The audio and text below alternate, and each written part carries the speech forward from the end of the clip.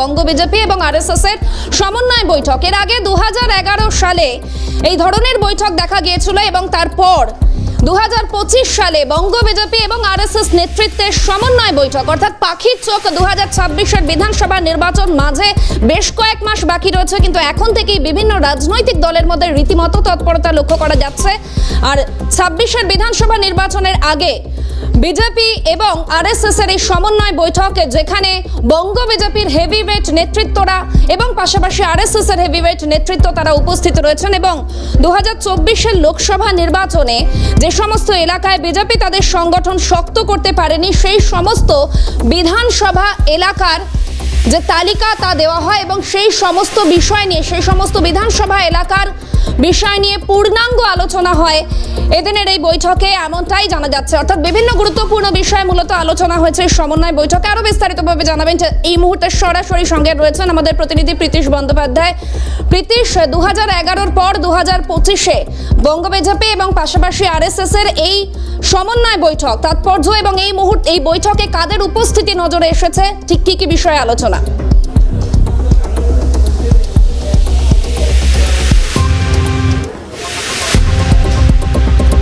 দেখো, প্রথমে কারা কারা রয়েছে সেটা বলাটা খুবই প্রয়োজন। সেটা হচ্ছে, প্রথমে বলি বিজেপির পক্ষ থেকে যারা যারা এসছেন আজকের এই বৈঠকে, তাদের মধ্যে অন্যতম বিজেপি রাজ্য সভাপতি সুকান্ত মজুমদার, রাজ্যের 2 সাধারণ সম্পাদক সংগঠন অমিতাভ চক্রবর্তী, সতীশ ধান, এছাড়াও এ রাজ্যে যিনি অন্যতম পর্যবেক্ষক রয়েছেন অর্থাৎ অমিত মালভিয়া, তিনি উপস্থিত রয়েছেন এবং সাধারণ সম্পাদক যে 5 জন রয়েছেন রাজ্য বিজেপির, তারা কিন্তু কার্যত উপস্থিত রয়েছেন।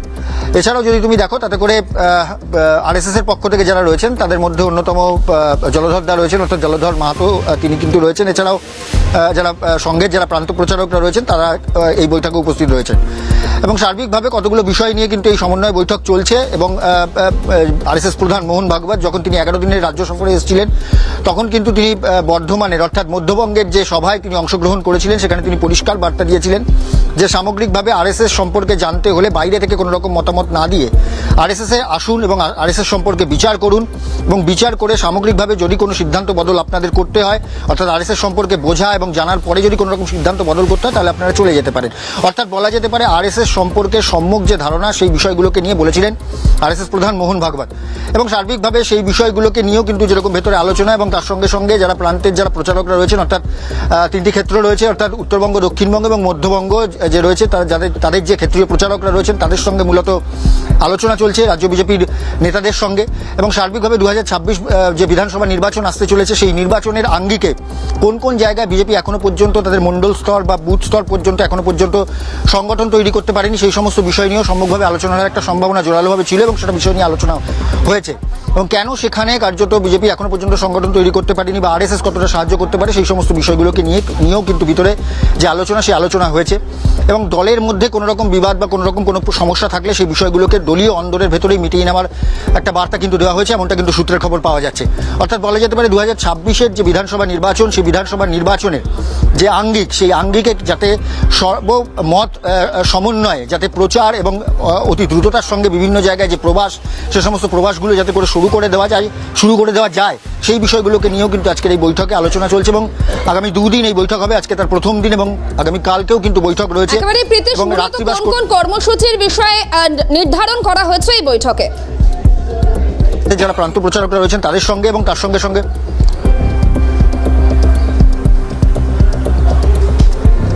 দেখো, গত 2-3 দিন আগে যদি তুমি দেখো, তাতে করে বিজেপির যে সর্বভারতীয় নেতাদের সঙ্গে, অর্থাৎ সুনীল বানসালের সঙ্গে রাজ্য স্তরের যারা নেতারা রয়েছেন তাদের সঙ্গে যখন বৈঠক হয়েছিল, তখন কিন্তু অত্যন্ত তাৎপর্যপূর্ণভাবে একটি বিষয়কে গুরুত্ব দেওয়া হয়েছিল।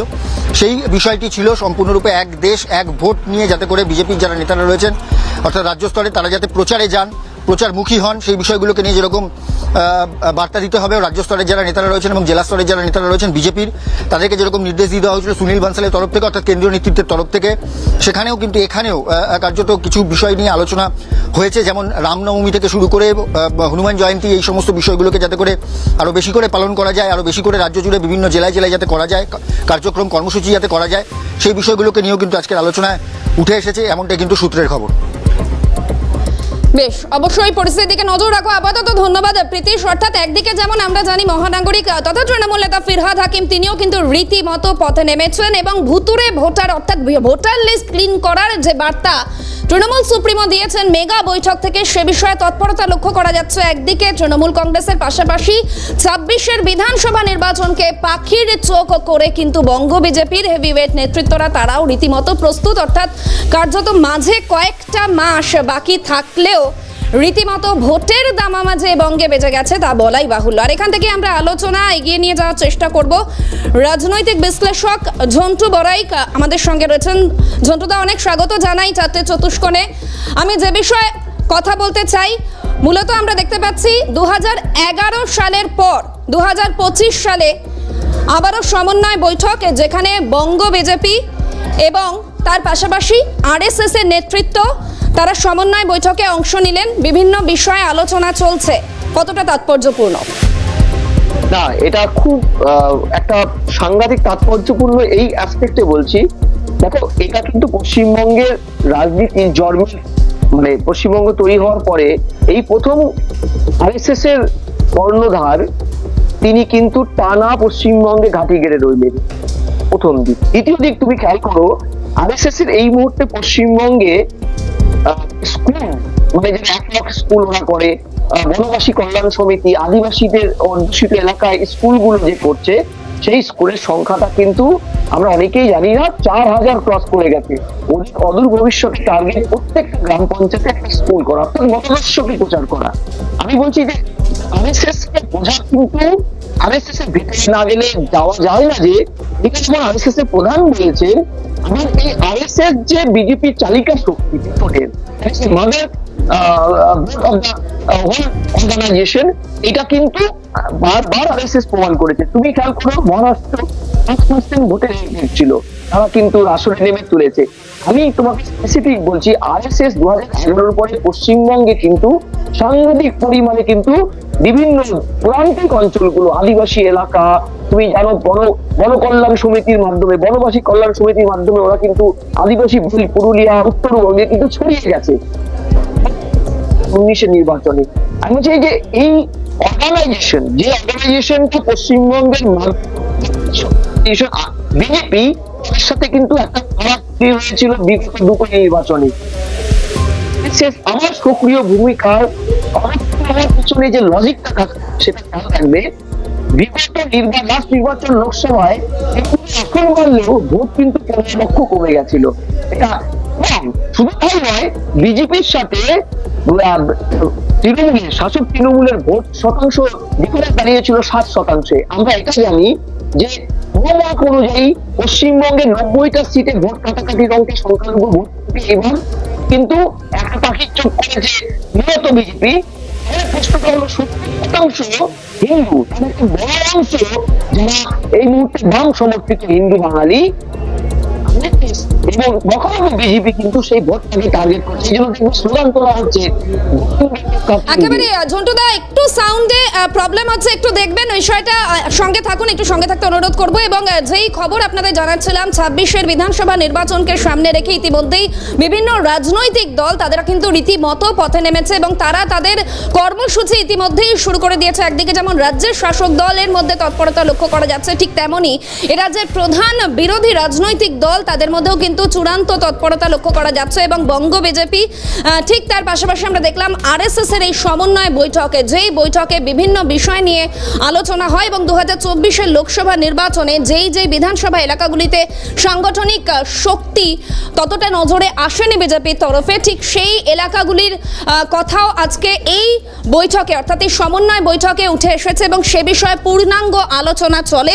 ঠিক তার পাশাপাশি শনিবার এবং রবিবার এই দুদিন ব্যাপী সমন্বয় বৈঠকে, যেখানে বঙ্গ বিজেপির হেভিওয়েট নেতৃত্বরা শুভেন্দু অধিকারী, সুকান্ত মজুমদার, দিলীপ ঘোষ থেকে শুরু করে বঙ্গ বিজেপির হেভিওয়েট নেতৃত্ব থেকে শুরু করে আরএসএস এর হেভিওয়েট নেতৃত্ব, তাদেরকেও উপস্থিতি লক্ষ্য করা গিয়েছে এবং বিভিন্ন বিষয় নিয়ে মূলত আলোচনা করা হয়েছে। এবং আগামী দিনে ঠিক কিভাবে এই গোটা বছর জুড়ে অর্থাৎ 2025 জুড়ে ঠিক কি কি কর্মসূচি হতে চলেছে সেই সমস্ত বিষয়গুলি নিয়ে আলোচনা করা হয়। কোন কোন জায়গায় বাড়তি গুরুত্ব দেওয়া অত্যন্ত প্রয়োজন সেই বিষয় নিয়েও আলোচনা করা হয় আজকের এই সমন্বয় বৈঠকে। অর্থাৎ একাধিক গুরুত্বপূর্ণ বিষয় আলোচনা হয় আজকের এই সমন্বয় বৈঠকে। এই মুহূর্তে টেলিফোন লাইনে রয়েছেন জয়প্রকাশ মজুমদার। আপনাকে স্বাগত। ক্যালকাটা নিউজে তৃণমূলের রাজ্য সহ সভাপতি জয়প্রকাশ মজুমদার রয়েছেন টেলিফোন লাইনে। জয়প্রকাশ বাবু, সমন্বয় বৈঠক বঙ্গ বিজেপি এবং আরএসএস এর 2011-র পর 2025-এ কিভাবে দেখছেন গোটা বিষয়টি?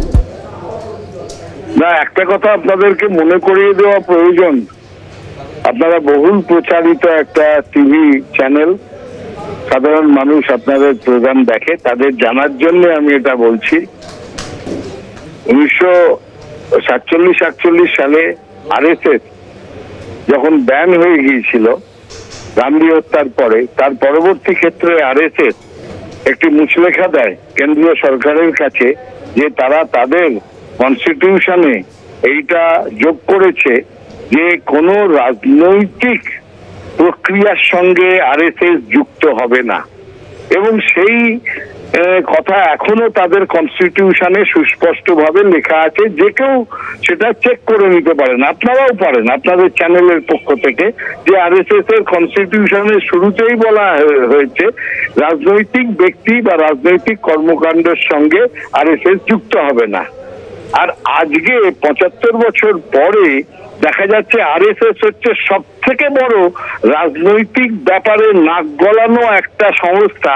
তারা আর এখন সামাজিক সংস্থায় নেই, একটা রাজনৈতিক লবি করার, ম্যানিপুলেট করার, পেছন থেকে কন্ট্রোল করার সংস্থা হিসেবে উঠে এসেছে আরএসএস। এটা আরএসএস এর জন্যও লজ্জা, ভারতীয় গণতন্ত্রের জন্যও লজ্জা। যদি পেছন থেকে একটা সুপার কনস্টিটিউশনাল পাওয়ার সেন্টার হিসেবে আরএসএস কাজ করে, তাহলেই বোঝা যাচ্ছে বিজেপির কি অবস্থা, নরেন্দ্র মোদীর কি অবস্থা, এই রাজ্যের বিজেপির কি অবস্থা, এবং আরএসএস এর দ্বিচারিতা। ধন্যবাদ।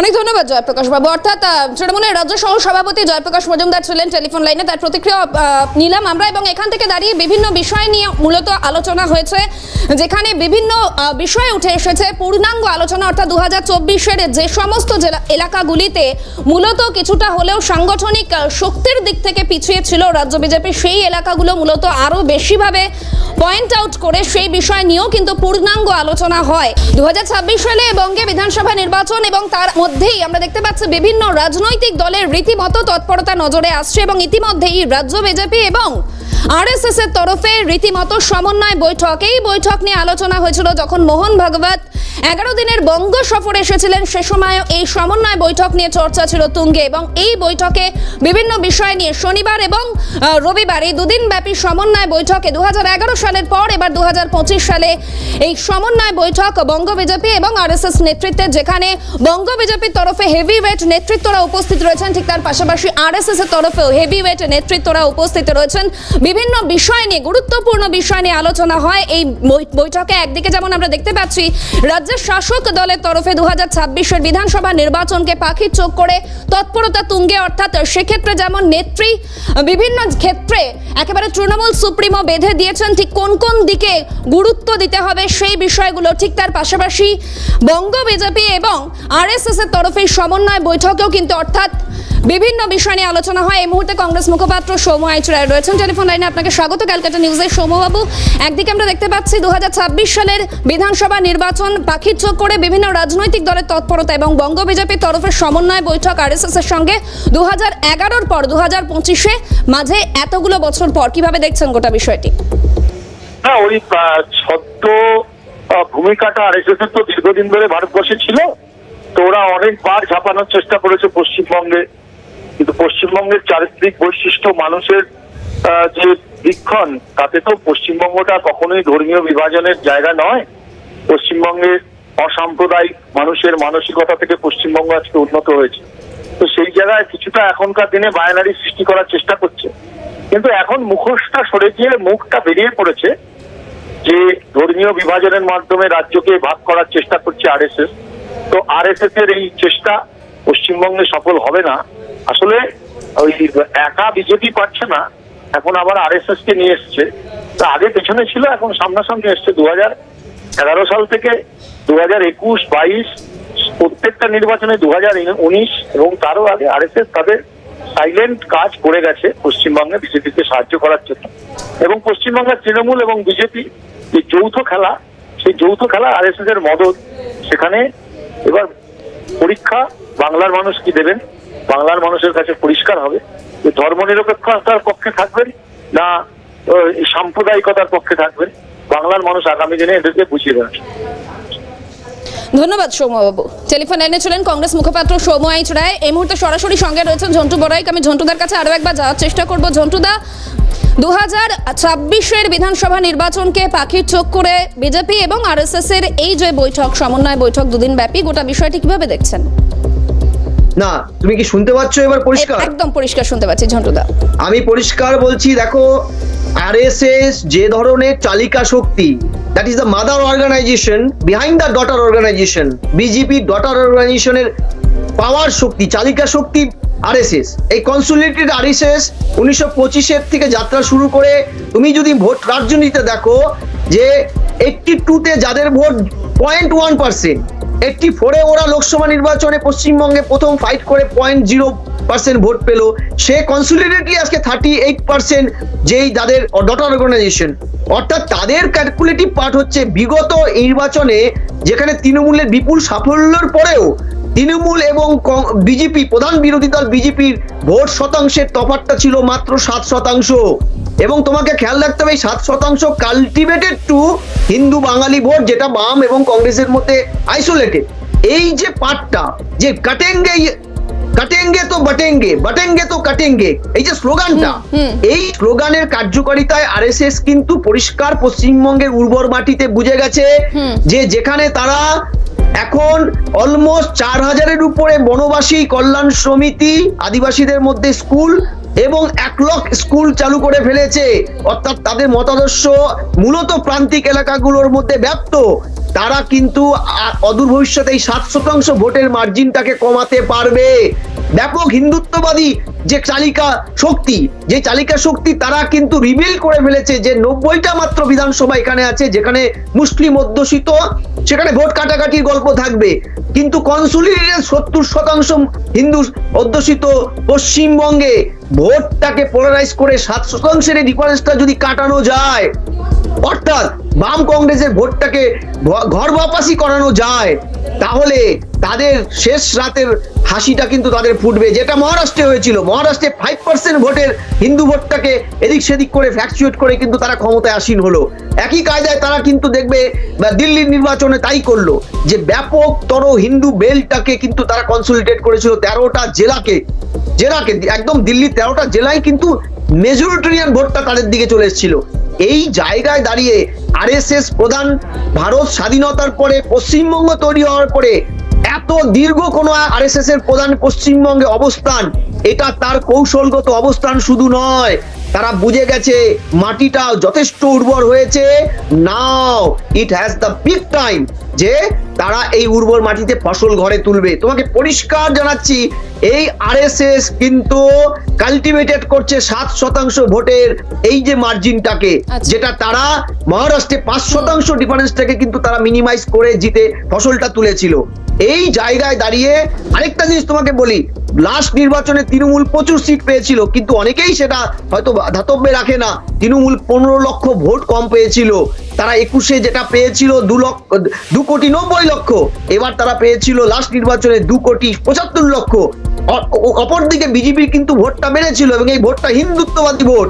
ফলে এই জায়গায় কুম্ভ মেলা পরবর্তী, রাম মন্দির পরবর্তী পশ্চিমবঙ্গের সাধারণ মানুষের যে ব্যাপক উন্মাদনা, সেই উন্মাদনাটাকে কিন্তু নজর এড়ায়নি আরএসএস এর। তাই তারা তাদের ডটার অর্গানাইজেশন বিজেপিকে কিন্তু আজ এবার সহমত দেখাচ্ছে। একটা দুটো পয়েন্ট, যে লাস্ট দুটো নির্বাচনে তারা রাজ্য বিজেপি কিন্তু আরএসএস এর প্ল্যানে চলেনি। ফলে এটা নিয়েও কিন্তু আরএসএস এর অন্দরমহলে যথেষ্ট ক্ষোভ। এবং তোমাকে আমি বলে রাখি, লাস্ট যে দেখবে 32 জন বিজেপির ছোট বড় নেতাদের ইয়ের থেকে কেন্দ্রীয় বাহিনী উঠে গেছে, কেন্দ্রীয় সুরক্ষা উঠে গেছে, সেটাও কিন্তু আরএসএস প্রধানের এখানে এসে দীর্ঘ থাকার পরে তার কাছে যে রিপোর্টগুলো গিয়েছিল তার ভিত্তিতে, এবং তোমাকে বলে রাখি যে জগন্নাথ চ্যাটার্জি ভার্সেস শুভেন্দু অধিকারীর যে কিছুদিনের সোশ্যাল নেটওয়ার্কে যে একটা কথোপকথন তার ভাইয়ের শিক্ষা দুর্নীতির সাথে যুক্ত থাকার নিয়ে আবর্ত নিয়ে গড়ে উঠেছিল, সেখানেও কিন্তু আরএসএস যথেষ্ট ক্ষুব্ধ। আমি তোমায় পরিষ্কার জানাচ্ছি যে আরএসএস কিন্তু 26-এ পাখির চোখ করেছে, যেটা তারা মহারাষ্ট্রে করেছে, একদম। দিল্লিতে করেছে, এবং আগামীতে একই থিওরি অ্যাপ্লাই হতে চলেছে বঙ্গে। অনেক ধন্যবাদ জানাই ঝন্টুদা, আজকের সময়টা একদম শেষ হয়ে গেছে এবং এখান থেকে দাঁড়িয়ে দেখুন এখনো বছর খানেক বাকি, কিন্তু রাজ্যের প্রধান শাসক দল অর্থাৎ শাসক দল থেকে শুরু করে প্রধান বিরোধী রাজনৈতিক দল সমস্ত ক্ষেত্রেই কিন্তু এই মুহূর্তে তৎপরতা তুঙ্গে। অবশ্যই 26-এর শেষ রাশি কে আসে সেদিকে তো আমাদের নজর থাকবেই। তবে 4টে চতুষ্কোণ এখানেই শেষ করছি। দিনভর সমস্ত গুরুত্বপূর্ণ খবরের জন্য আপনাদের নজর থাকুক ক্যালকাটা নিউজ। আর এর ঠিক পরেই জেলার গুরুত্বপূর্ণ খবরের আপডেট নিয়ে দেখুন জেলা সুপারফাস্ট। মাসুম